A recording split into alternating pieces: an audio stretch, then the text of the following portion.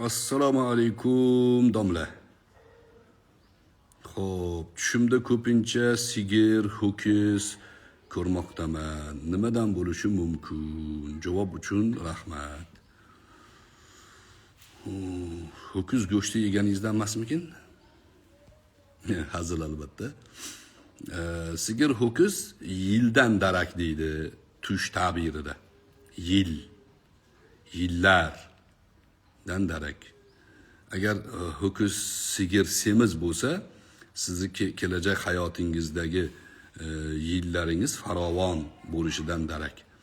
Agar ular oriq bo'lsa, ular biroz o'sha qitliq holatida bo'lsa, unda kelajak hayotingizda qiyinchiliklar, ya'ni moliyaviy tomondan biroz qiyinchiliklar bo'lishiga darak deydi ulamolar.